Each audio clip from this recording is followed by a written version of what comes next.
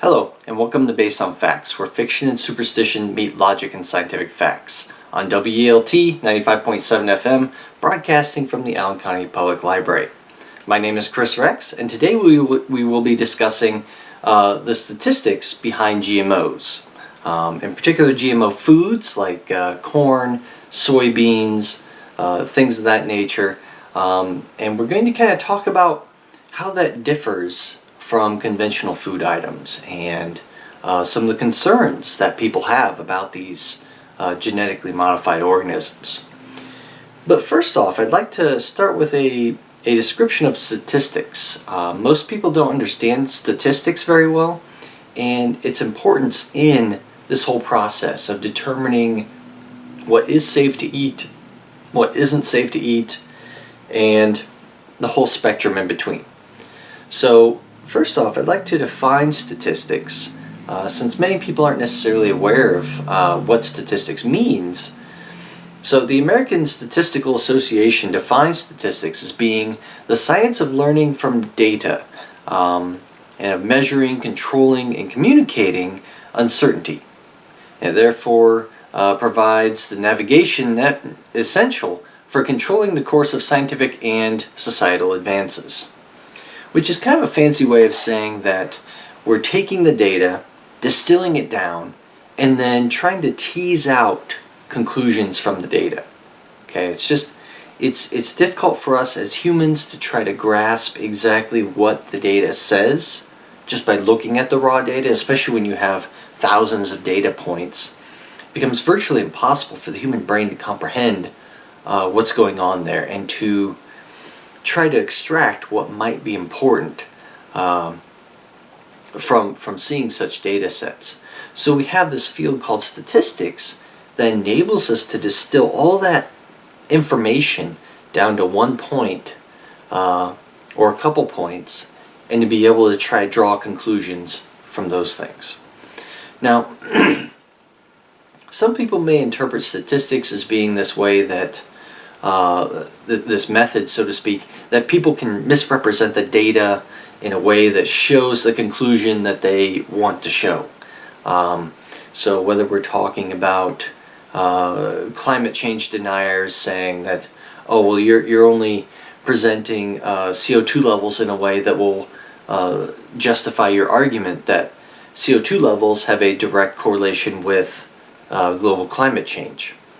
And although that might be the case sometimes, generally speaking, we're not talking about that kind of situation. I mean, yes, you come across some individuals, some scientists, and other people who use statistics with nefarious intentions. They may try to skew data or skew the representation of data in order to support their own means, but that's not the general trend. Okay, the general trend is that people use statistics in a way that fosters progress, so to speak. And how you foster progress is by accurately representing the data that you're collecting. Because if you're just presenting false conclusions that are kind of drawn from thin air, that really doesn't serve anyone except for yourself. And you know what? Sooner or later you're going to get caught. You're going to get called out on it. So it's not a very productive process for anyone, essentially. Now, when we think about statistical procedures, we could think about something as simple as drawing an average. You know, I just gave all my kids, all my students, I don't have actual children, all my students in my classes a final exam. And I can calculate an average score for the class of that final exam. That's a statistic, okay? Because I've taken all their data sets, basically looking at the score that each one of them got on the final. I'm distilling it down to a single value, which we call the average, or the mean. And that's pretty straightforward procedure. There's really not much else going on there, generally speaking, as far as being overly complicated. Okay, it's a very straightforward statistical procedure. But that is a statistical result, okay? Now, of course, we can involve things like error bars, range values, so to speak, but we're not going to cover that today. What we are going to talk about is that some statistical procedures are a bit more complex than calculating just the mean or average of something. They typically involve another step. Okay, they give this other value that's provided by doing a certain complex statistical test, and this value indicates the probability that the result that you see from running that statistical procedure, the probability that that result would result from or come from just random chance. Okay, and we call that value the p-value. So it's a probability value basically, and it's a probability that you would see that result as a result of random chance. Now, being a I guess I should say, when we're talking about these statistical procedures, there are a number of different ways that we can go about it. And that really just depends on the field of study that you're in, or the context that you're setting. And that's really going to affect what kinds of p-values you're looking for, or aiming for, so to speak, as being the threshold or the cutoff point for your particular research. So, since p-values are probabilities, we can consider a p-value of 1 as being something that means that you have a 100% chance of the result that you're seeing resulting from nothing but random chance. Okay. Now, when we're talking about people who use statistics, they generally want to get a p-value that's much less than 1. Okay. You don't want to get results, more often than not anyway, you don't want to get results that are a result of random chance. You kind of want to see a difference, alright? And in order to see that difference, you have to get a p-value that's pretty low. Okay, you want the possibility of random chance to be as low as possible. And generally speaking, we consider a p-value of 0.05 to be kind of the threshold. That's kind of a general threshold level, meaning basically that we want random chance to only play about a 5% part or less of the equation. Okay, which is to say that we want 1 time in 20 to be okay or acceptable to come to the wrong conclusion. Okay, and that's really all that it means, alright, is that as scientists we don't expect to be right all the time, by any means. That's just unrealistic. We're human, sometimes we make mistakes, but you know what, there's a lot of variability in the world, and with all that variability it's hard to capture all of that variability every single time that you do research of any kind that requires statistics. And so we have these kind of cutoff points in place to help encourage as much quality data getting through as possible, and to enable us to make the most quality conclusions that we can given our particular situation. So typically we're looking for a p-value that's less than 5%, such that our chances of making a false conclusion are less than 1 chance in 20. That's really all it comes down to. Okay, if we talk about what the smallest p-value can be amidst any of the sciences basically, we're typically looking at p-values that are as low as 0.001. Okay, there is no p-value of 0, alright, because we admit that not only are we human, but the universe itself has a lot of other factors that are constantly in play. And so it's near impossible for us to try to claim that we have a p-value of 0, that something is not possible to get as a result of random chance. There's always some possibility of us coming to the wrong conclusion through no fault of our own. It's just part of nature, part of the universe, that sometimes you come to the wrong conclusion. That's okay. That's perfectly okay. There's nothing wrong with that at all. And I think some people have issues understanding this. Normally they see the world as very, very black and white. Either you're alive or you're dead. But statistics, when you involve statistics, you see many shades of gray, so to speak. And from that, you try to derive as much useful information as you can, while keeping in mind that we're still on a spectrum. Okay? And that, sometimes random stuff happens. And that's okay. Sometimes you come to the wrong conclusion, and that's okay. Okay, it doesn't mean that you're a faulty scientist. It doesn't mean that you're a whistleblower or a conspiracy theorist. It's going to happen in science, especially when we talk about climate change. Think about all these studies that have been published that don't see any differences in global temperatures or anything related to global warming or global climate change. And you know what? We would expect that. We expect that. Okay? These aren't the voices that aren't being heard. These aren't the conspiracy theorists that are going out there and seeking the truth. You know what? We expect people to find results that don't agree with global climate change. It's not 100% because statistics itself is not 100%. It's to account for the human element. That's really what it's all about. The human element. And looking at how we can compensate for our own mistakes and the fact that we live in a world of a whole lot of randomness at all times that we don't really understand very well. And that's why we have statistics, to try to help us understand that particular aspect of the universe.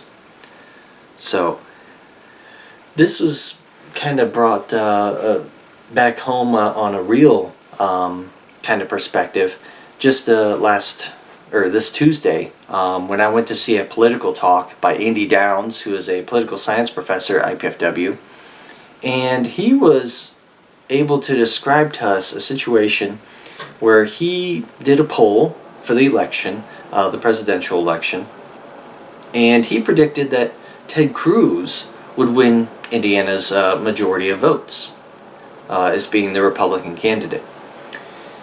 Well, it turns out that ended up not being the case.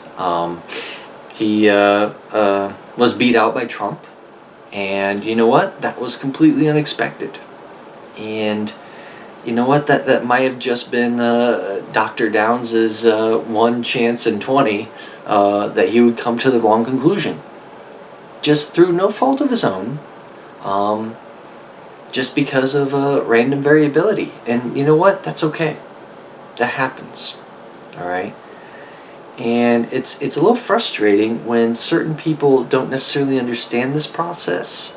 That they don't understand that there's some variability involved in trying to predict these polls and how the election is going to turn out.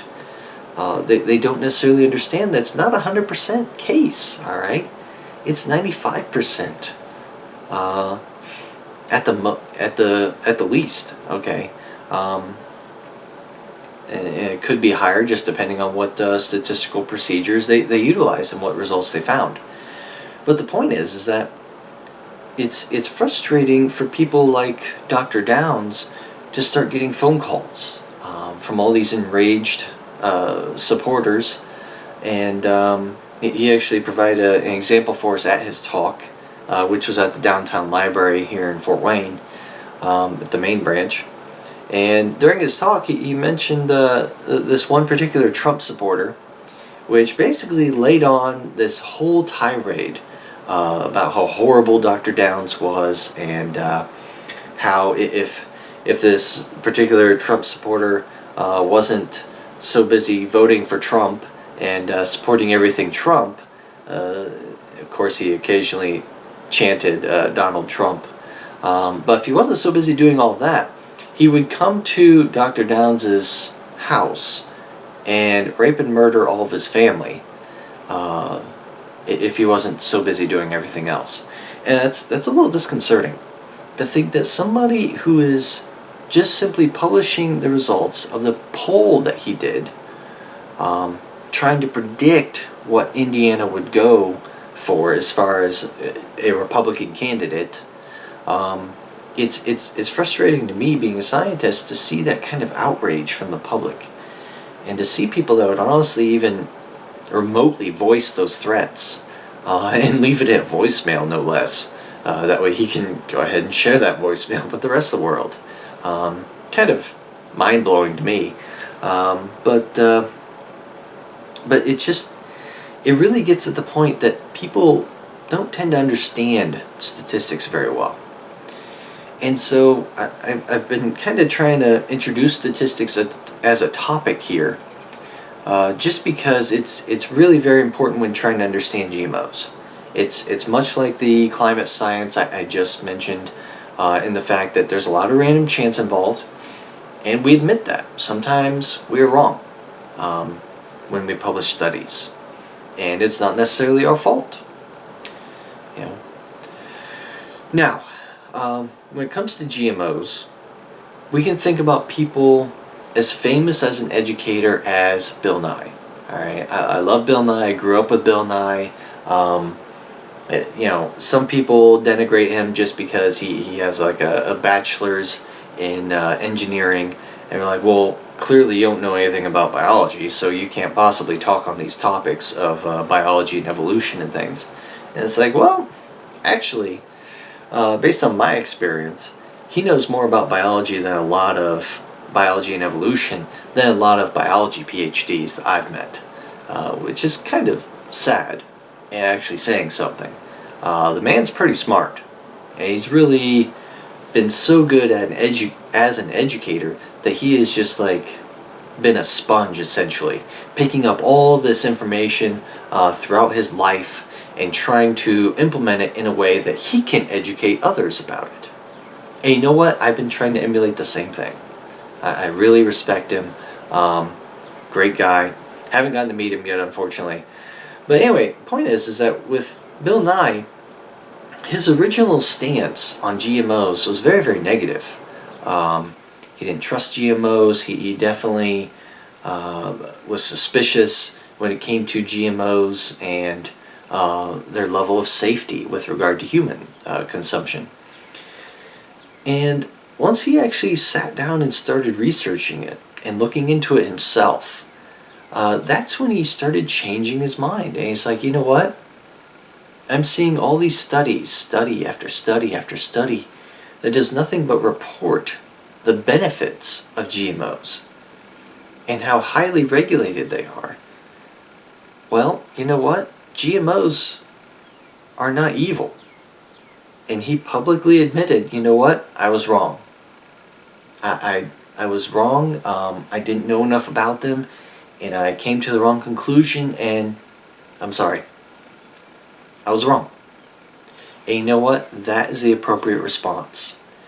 As a scientist, if you take a position and then you later find out that your position was mistaken, it is appropriate for you to go back and apologize. It is. Unfortunately, not everyone takes that kind of point of view. There are definitely a number of people, scientists included, that don't modify their opinions over time, despite the overwhelming evidence against their particular point. So whether we're talking about GMOs or whether we're talking about vaccines, I know I haven't really mentioned vaccines too much on this show, but all this vaccine and autism movement was started from one paper which claimed to report basically a correlation between giving kids vaccines and seeing autism appear in children. And of course, over time, that this study was highly questioned, and actually the paper itself in the journal was retracted, which is to say that it was removed from print. Okay, and the author was publicly disgraced, essentially, because what he did was was wishy-washy, faulty science. He didn't do his study very well at all, in any kind of fashion that would be able to be replicated, or any kind of fashion that would produce actual good results.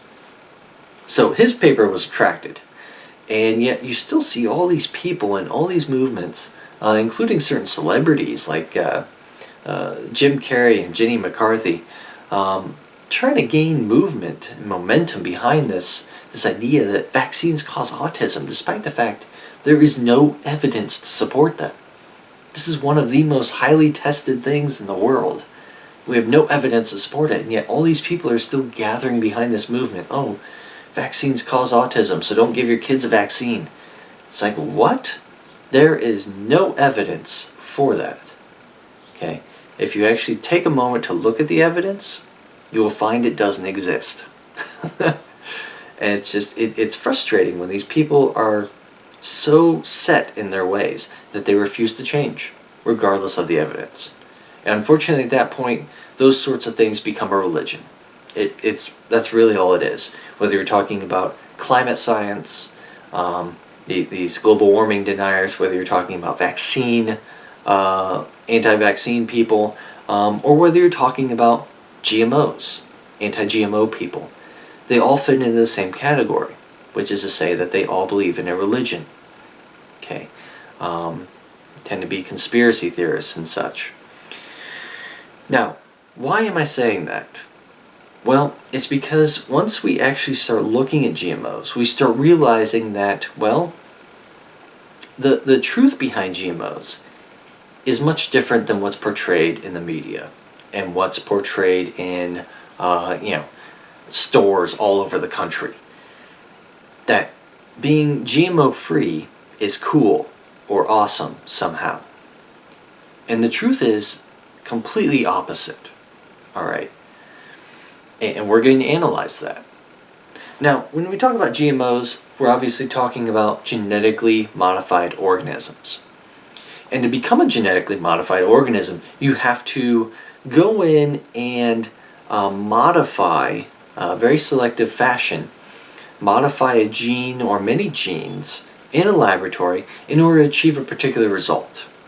Now, of course, this requires adequate information about said genes and what their downstream effects might be as far as what proteins they make in that particular organism, things of that nature.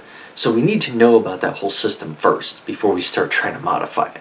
Otherwise, there's not really a point in modifying it.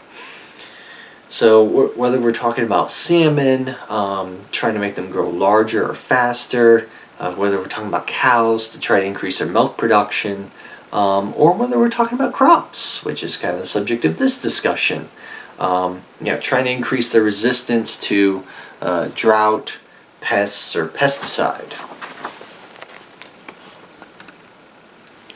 Now, genetically engineered crops here in the United States, when we're talking about that, we can look at there being about half of all crops, about 169 million acres, are genetically engineered. Okay, so half of all of our crops. Now, when we break it down by category, we see that 93% of all soybean crops are genetically engineered, 85% of all corn crops, and about 82% of cotton. Now, I just mentioned cotton as an aside. Obviously, it's not food, but just bringing it up for kicks. Now, when we're talking about genetically engineered versus genetically modified, we're talking about the same thing. It's just sometimes people refer to them as different things. Also, as I'm going through this information, may occasionally bring up the original studies that conclude these different things. For instance, what I just brought up was the genetically engineered crops in the United States, which was a paper published by Fernandez Cornejo et al. In 2014. Alright, so I'll give you a little bit extra information, that way you know I'm not just kind of making up these numbers off the top of my head, so to speak. Now, of these crops I just mentioned, half the crops in the U.S. they're genetically modified, essentially. Some of these guys are herbicide tolerant, abbreviated HT.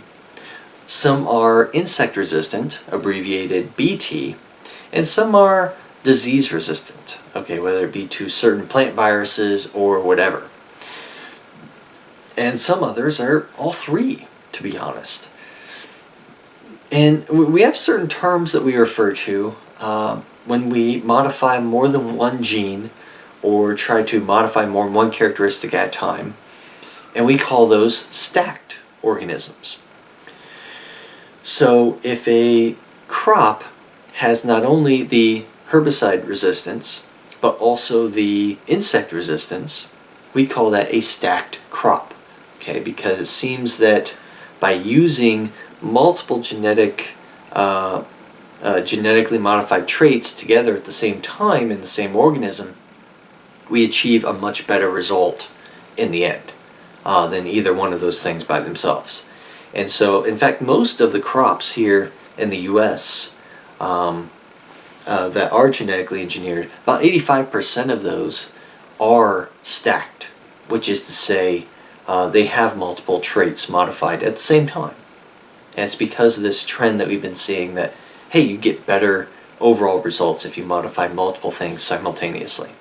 There's kind of a synergism going on between those traits. Now, when we talk about these traits, a lot of them are natural and already occur in the plant.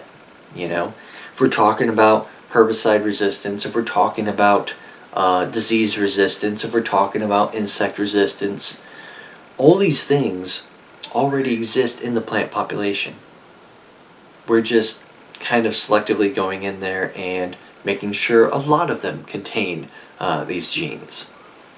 And so, okay, we can think about how we might be influencing the evolution of certain other factors in the environment, whether they be pests or weeds or whatever.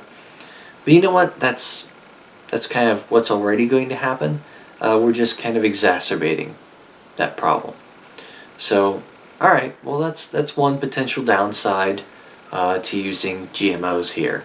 It is using these traits and abusing them, essentially. Kind of like what we're doing with antibiotics. You know, you think about antibiotics and you're like, well, that's a great thing. It'll save your life, but it may start shaping populations to be antibiotic resistant. And so that's kind of what we're doing with our crops right now. We're having all these drought resistant, herbicide resistant, bug resistant kind of strains. And what we're doing is we're kind of shaping the wild populations of bugs to be more resistant, so to speak. And that's just the nature of evolution. Evolution is going to happen regardless, no matter what. So there's really no stopping it. So if we can at least try to benefit along the way, that would be great. Now, the nice thing about this whole process is that as we are shaping the composition of our crops, we are decreasing our reliance on pesticides in general. In fact, when you look at the amount of pesticide that farmers have used in a 15-year period from 1995 to 2010, they actually decreased their amount of fertilizer, not fertilizer, of pesticide that they used. They decreased it to 10% of the original value. Okay, so they're now using a tenth of what they did 15 years ago. That's incredible. That is awesome. Because especially when we think about environmental impacts, when we think about these things as far as maybe runoff from agricultural crops, we start to try to wonder, well, isn't that causing a lot of devastation? You know, a lot of bacterial blooms and fish kills on coastlines and such. And you know what? That's absolutely right. That's a big concern. But GMOs have helped decrease that so much to a tenth of the original devastation that was caused. So we're now starting to see, oh, well, all right, well that's great. We're being a little bit more environmentally friendly here when it comes to GMOs. That's awesome. Not only that, but we're allowing the farmers to start benefiting from that whole process too. Them having to use that much less pesticide or herbicide. That's great. Now, Other people will start thinking, well, the prices of these seeds has done nothing but climb over recent years.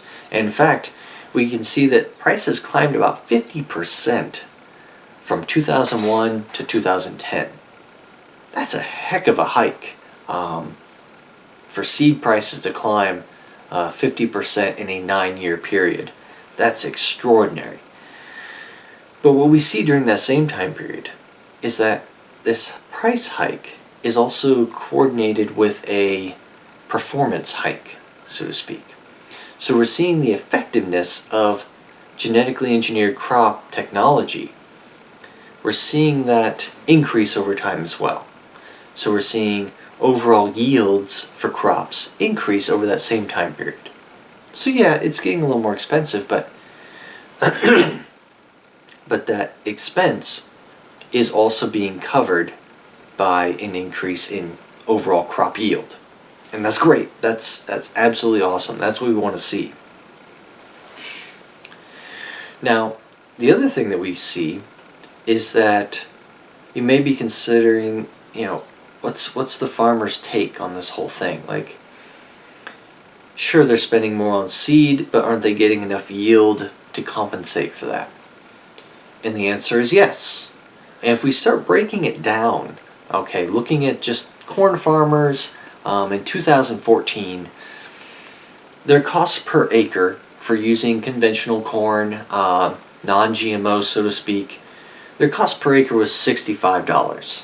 All right, just for the seed of the corn. Now, when we look at those who wanted to use GM corn, that cost was $114 an acre. All right, so about $50 more per acre just for having the GM corn. All right, and that's going to be a pretty sizable expense when the farmer considers that over the big picture. Okay, that starts to build up pretty quick. Now, what's interesting is that because of some of the things I just said, as far as us having herbicide tolerance and pesticide tolerance in these GM strains, we also see farmers using about half as much fertilizer, okay, which saves them about $20 per acre. So that's great. So right now we're sitting at only $30 more per acre, just as a result of using GM seeds, because we get a little bit of an offset from the less fertilizer that we have to use. So that's cool. And then when it comes to harvest time, we see farmers collecting about 186 bushels per acre using conventional corn techniques. When using GM corn techniques, they collect about 221 bushels per acre. Okay, that's about an increase of 20%. And that's pretty sizable. That's nice. All right. Extra 40 bushels per acre or so. That's gonna be nice for the farmer. And so when it's all said and done, we see the farmer's net income per acre go from being $160 for conventional corn to $270 for GM corn. All right, so that's an extra $110 per acre for that farmer just by using GM product. So yes, absolutely, he's going to choose that GM option because that is an incredible increase. That's almost doubling his overall profit margin. That's phenomenal. For the farmer, it's a win-win scenario. He not only gets a whole lot more yield in the end, but he gets a whole lot more money in his pocket above the overhead that he's sitting here and trying to pay for. So that's awesome. Love that. What's nice is that kind of process bleeds down into the consumers. All right. Not only does it profit the farmers by being able to give them more things to sell, but because there's more available to sell, that drives down the prices for the consumer. So really, when we start looking at these things, there's a study published, The Production and Price Impact of Biotech Crops by Brooks et al. In 2010, and they reported that GM crops keep food prices lower by about 5 or 10%. So GMOs are helping drive down prices and helping get more food to more people for cheaper. And that's excellent. I love that. That is what we need to aim for. We're basically increasing the efficiency of our farming techniques to provide more food to more people at a lower cost. That's the direction we need to be heading. But other people are very, very concerned about the human health concern. Okay, whether these crops, yeah, they're cheaper, yeah, they're more available, but are they honestly healthy and safe to consume by the consumer? By the time they reach our shelves and that we can buy them and take them home and eat them. Is that the case? And the truth of the matter is that GMOs have been on the market a fairly long time. It was really about 1994 that GMOs first made it to broad markets. And in the 15 years since then, people really haven't had much, or 15 years after then, they really didn't pay too much attention to it. They're just like, oh, okay, this is this new technology for crops. It's great, whatever. But then people started changing their sentiments. They started becoming concerned about these things. Not necessarily out of any evidence-based conclusions, unfortunately. It just seemed to be a direction that the American public took. They're like, hey, we've had these things around for 15 years. They haven't been causing any health problems, but let's go ahead and discriminate against them anyway. I'm not entirely sure how that came about. Because during those 15 years, it's not like we had people dropping off and dying like flies from these GMO products. In fact, GMO products are so ubiquitous now that they are actually about 75% in all of our processed foods. So how can we sit here and say that, oh, for the past 20 years, they've been in 3/4 of all the things that we eat, but they're somehow dangerous? I don't see the correlation there. I'm having trouble understanding where that conclusion comes from. Because it doesn't make any sense. Why would you say that something that's been around for so long is all of a sudden dangerous? That's crazy to me. And so it's interesting when we start looking at it, we see a few of these studies, like this one in particular, long-term toxicity of a Roundup herbicide in a Roundup-tolerant genetically modified maize. And this was a study published by Seralini et al. In 2012. And these guys reported that feeding rats GM corn caused 30% more rats to die after 2 years than the control group. And so during this study, they're like, oh my gosh, it caused such a higher mortality rate in rats. We need to pull this stuff immediately because it's causing rats to drop like flies. And along in this study, they also showed that feeding these rats GM corn resulted in a lot more tumors in these rats. And so they show these very graphic images in their study of all these tumors developing on rats that ate the GM corn. Well, unfortunately, the truth of the matter is that these rats, this was a Sprague Dawley strain of rats, these guys have a high chance of developing tumors in the first place. Okay, in fact, in the study itself, the control group which was not given GM corn, it was just given normal conventional corn feed. Those rats developed tumors as well. So it's like, well, how can you claim that GM corn is causing tumors when the control group, which should be your baseline for comparison, is also developing tumors? That just doesn't make any sense to me. Additionally, when you look at the results that they presented, you start seeing a whole lot of percentages, like 30% more tumors or 30% higher mortality but you don't see p-values associated with those numbers. And it starts making you question it. Like, well, okay, where's the p-value? You can't put up those percentages and claim that there's a significant difference between those groups, the control group and the experimental group. You can't claim that without p-values. But sure enough, there really didn't seem to be any p-values mentioned in this paper.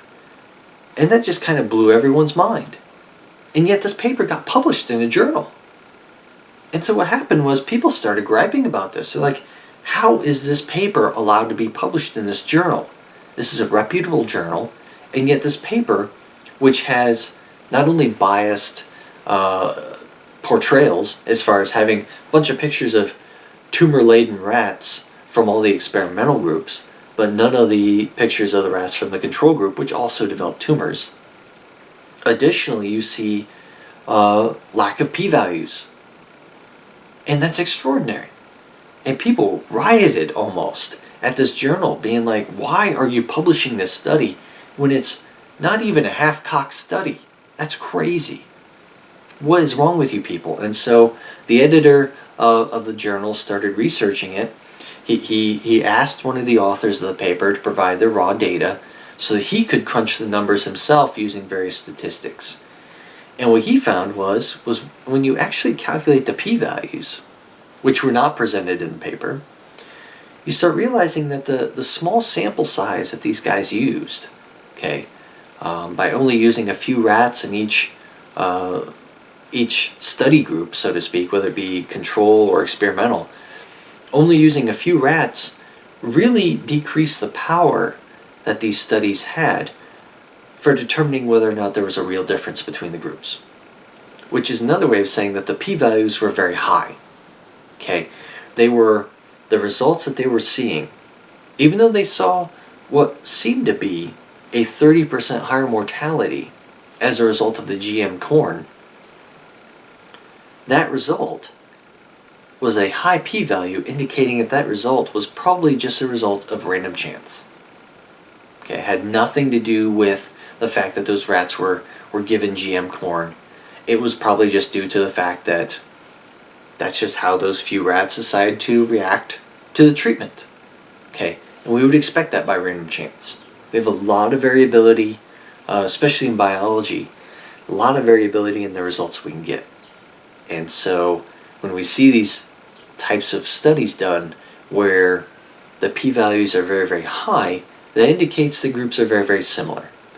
So in this case, we saw that the experimental group was very similar to the control group, and that we couldn't distinguish them, which is to say that GM corn had no influence on mortality rate or tumor production in either of those groups of animals.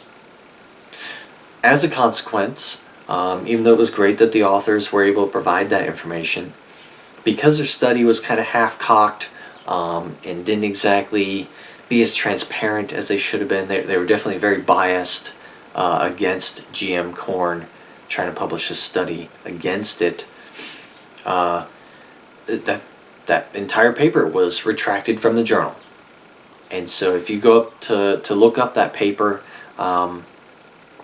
that paper analyzing Roundup herbicide and things, you will indeed find that the journal has removed it, so to speak, from publication. And they cite their reasons. And you have each one of the letters to the editor published there, so it's completely transparent. You can see the whole interplay yourself. And you know what? That makes sense to me. I'm okay with that. Because they did poor science, poor statistics, and they got their paper retracted for it. And that happens. That happens. Sometimes through no fault of the researchers. In this case, however, it seemed to be a little bit more nefarious. It seemed that the authors had some sort of agenda against GMOs and were trying to shape their conclusions to fit what they wanted to show. And that's unfortunate. As scientists, we want to try to be relatively unbiased and make the conclusions that appear to actually be there in the data. And this did not seem to be the case. Now, just to go on a tangent, I have a similar situation where I've been hearing about this lately on social media, where we need to be very transparent about our raw data. I've been hearing about this event that happened lately. It was at the end of April. There was this redneck rave. Okay, redneck rave 2, I guess it was. Apparently it was a second rendition of this redneck rave. And it happened, I don't know, maybe 45 minutes from Fort Wayne, in the rural areas around Fort Wayne here.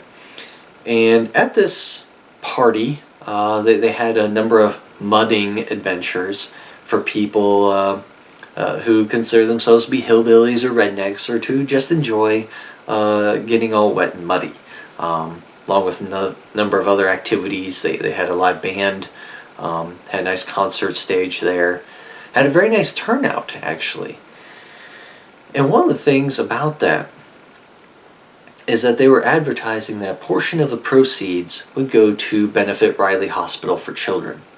And that's great. And that really helped bring in people to this event, knowing that not only can they have a lot of fun getting out all their urge to get down and dirty and have a great time, but at the same time they'll be benefiting a great cause, the Riley Hospital. And that's excellent. I love that. It's just that on social media I'm seeing this trend where people are starting to question this event and starting to question how much money was donated to Riley. Because it was stated that a portion of the proceeds would go to Riley. It's just that people seem to be disappointed with the portion part. And it's estimated that about 4,200 people made it to this event. Okay, and the entry fee was about $10 a person. An additional $10 if those people were mudding or if they were camping out at the rave.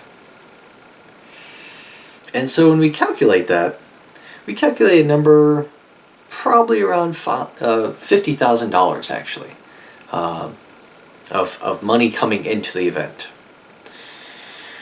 And that starts begging the question, well, if only about $1,000, which, once again, this is kind of rumor, if only about $1,000 was spent on toys to support the Riley kids, to go to the Riley kids, what happened to the rest of the money?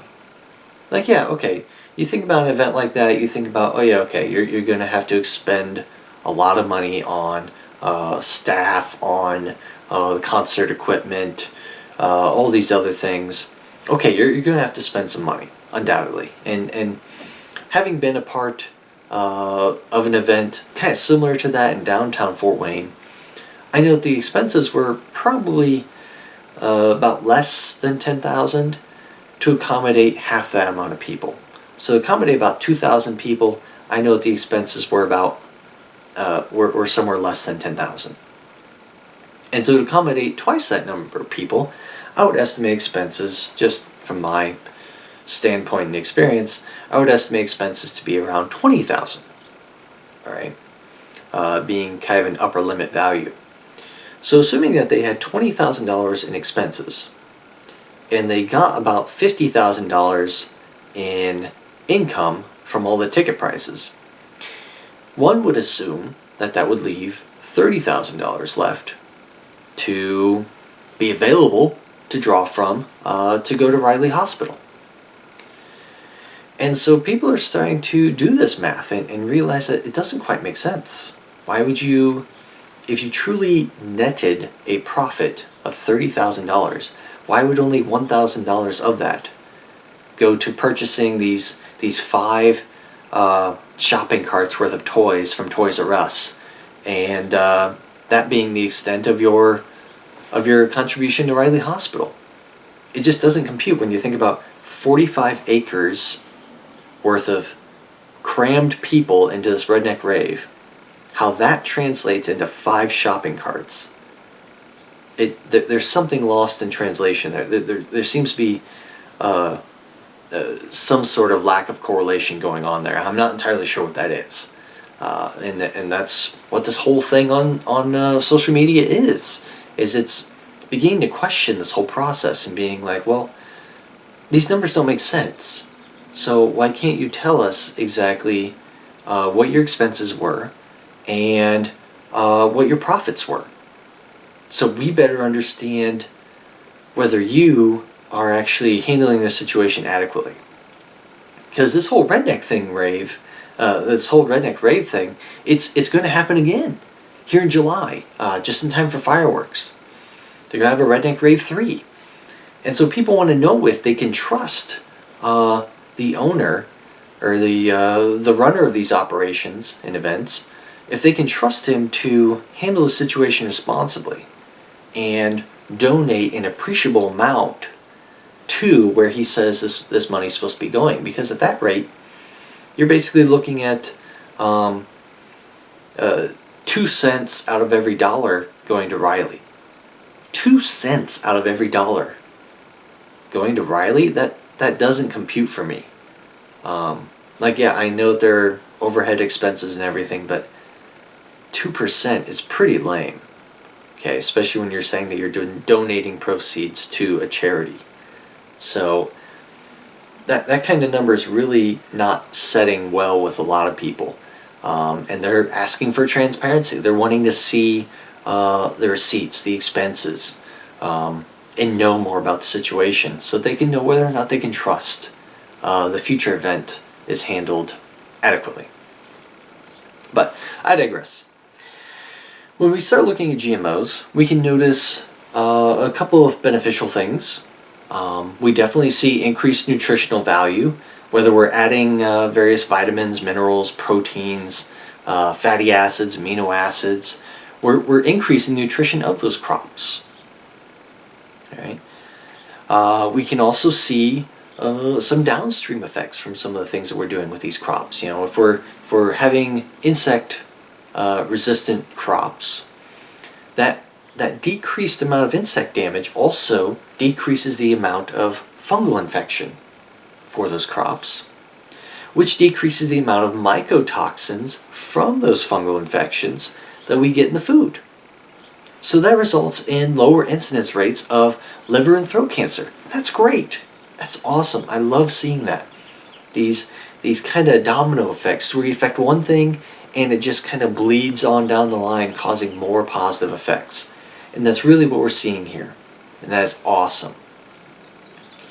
Now, when we think about GMOs and how they're regulated, we see that they are typically subjected to much more rigorous testing than their conventional food counterparts. They definitely require some sort of USDA, U.S. Department of Agriculture inspection, whether it be by their Animal and Plant Health Inspection Service or APHIS or whatever. We definitely see their involvement. We tend to see the EPA, the Environmental Protection Agency, getting involved, try to make sure that they're not dangerous to the environment. And then, of course, we have the Food and Drug Administration, the FDA, getting involved as well, just to make sure that these things are safe. And that begs the question, isn't this kind of a form of discrimination? Like holding GMOs to a standard that you don't hold to conventional foods or organic foods? Like, it just seems like a double standard there. That concerns me. Like, if you want to subject all foods to the same rigorous testing, that's great, but when you're GMO, you're being tested whether you're having antigens in the food that would produce an allergy or react to an allergy. That seems a little rigorous. Whether you're looking at the environment and seeing if honeybees will be affected by this plant, or bugs or fish will be affected by this organism, that's a bit extreme. So shouldn't we hold everything to that same standard? Like, I almost feel like if a GMO passes through all those hoops, they should get a gold star. They should be the frickin' king of the world at that point, because they've gone through all this stuff that no other type of food has. And we look at other organizations like the World Health Organization, which is not run by the U.S. at all. It's actually a product of the United Nations. And how much they love to get on our case about stuff. But even they conclude that there isn't any appreciable health risk from the use of the current GMOs that are on the market. All right. Now, of course, they constantly evaluate new GMOs as they come out and such, but even they conclude that there are high p-values associated with these studies of GMOs showing that any differences that we appear to see are simply due to random chance. So there's no evidence supporting the danger of GMOs to the human population. Now, what about certain other modified organisms? Whether we're talking about organisms that are not necessarily genetically modified, but organisms that have been injected with something. In particular, bovine growth hormone, which is injected into cows. We also have growth hormone being injected into fish. Whereas in cows, we're trying to increase their milk production. In salmon, we are trying to increase their growth rate, to make them bigger and grow faster, so to speak. So I've had this question in my classes, doesn't this growth hormone get into our bodies and affect us? And it's like, well, no, not so much. These hormones are broken down in our bodies just like anything else that enters our stomach, to where some hormones are steroidal, in which they're fat, a type of fat, and other hormones are non-steroidal, where they're actually a type of protein.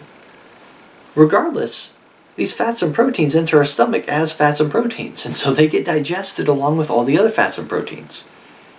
Not to mention, these growth hormones come from the animals themselves. We're just upregulating their values. So even if you went out into a wild stream, captured a salmon, and feasted upon it, you would notice that, oh, well, look at that. You would get so many hormones in your body through your digestive system, because hormones are just a product of being a multicellular organism. Many plants and animals have these things already. So you're already breaking down hormones every single day that you live. So it's not a concern. It just all gets broken down in your stomach anyway and repurposed to whatever your stomach needs. Now, obviously this means that even with considering these types of organisms, the cows and the salmon, as well as all these other kinds of GMOs, we need to constantly monitor them, make sure that they're safe for human consumption, make sure that they're safe for the environment, try to minimize the collateral damage to wild populations, and make sure they don't intermingle and pollute the gene pool of the wild population, things of that nature. But really, we're seeing this lack of a need to label any GMOs, okay? That really just exacerbate this whole anti-GMO movement by using the scare tactics, like, oh, genetically modified, that's scary. And these conspiracy theorists that try to prey upon the ignorance of people. We really don't need a label on GMO products. Basically, already have labels for that. That consists of the FDA approval, USDA approval, and the FDA approval. Okay? So if you see something with stickers on it from those types of organizations, it's most likely a GMO, because it is some of the most rigorously tested food on the market, and is some of the safest food that you can possibly consume. So that's actually a good thing. Anyway, we'll kind of get into the topic of organic foods, which I wasn't able to get around to this time around, and the meaning of what natural actually is, as far as natural ingredients or natural foods, on some future episode down the line. Now, you can find every one of our episodes on YouTube or Facebook just by searching for Based on Facts in the search bar. This is Chris Rex. Thank you for listening, and have a great day.